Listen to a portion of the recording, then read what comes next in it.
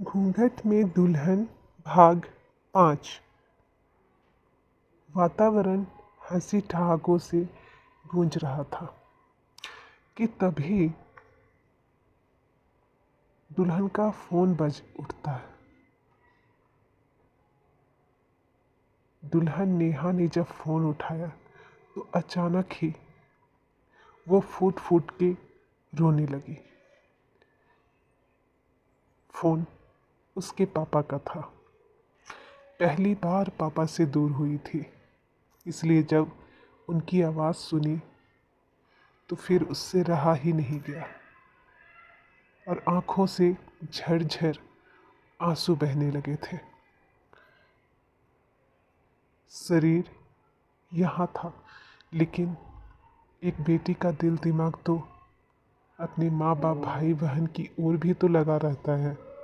आज तक कितनी ही मुश्किलें उसकी राह में क्यों ना आई हो, लेकिन उसकी आंखों में कभी भी पापा ने आंसू बहते नहीं देखा था। लेकिन आज उसकी विदाई ने उनकी आंखों से आंसुओं की बाढ़ ला दी थी।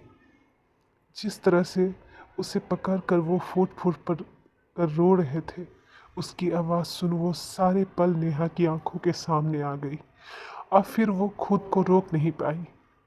लेकिन सास ने जब उसके रोने की वजह पूछी तो नम आंखों से उसने मुस्कुराने की कोशिश की। कुछ नहीं हुआ माँ जी, वो पापा से बात हुई ना तो आंखें झलमला गई। कभी उनको छोड़कर कहीं नहीं गई थी ना, इसलिए। नेहा की बात सुनकर सास का भी मन भर आया। उसे भी वो दिन याद आ गए जब वो अपने माता पिता को छोड़कर यहाँ आई थी। रोते रोते तो उसने अपनी आंखें ही लाल कर दी थी, लेकिन धीरे धीरे वक्त के साथ खुद को इस घर के ही रंग ढंग रीति रिवाजों में ढालती चली गई। बच्चे हुए, उन्हें पढ़ाते लिखाते बड़े करने में कब इतने दिन गुजर गए पता ही नहीं चला। आज सास बन बहू का स्वागत कर रही थी। समाज का ऐसा दस्तूर ही है जिसे हम लड़की को मानना ही होता है। जिस घर को बचपन से सजाती संवारती अपना मानती रहती है, एक ना एक दिन उसे छोड़कर पराये को अपना बनाना होता है। कितना मुश्किल होता है एक लड़की के लिए जब उसे कहा जाता है कि उसे अब इस घर को छोड़ना होगा, अपने माता पिता की जुदाई बर्दाश्त करनी होगी। दिल जार जार रोता है, लेकिन यह दस्तूर को तोड़ने की हिम्मत उसमें नहीं होती। जानती है कि एक कुंवारी लड़की को समाज कभी भी चैन से जीने नहीं देगा। दिल करा कर बेटियां ससुराल तो आ जाती है, लेकिन अपनों की विरह वेदना सहकर उसके लिए यह संभव नहीं होता कि वो अपने आंसुओं को रोक पाए। वो तो झलक ही उठते हैं। सास ने प्यार से नेहा के सर पर हाथ रख दिए।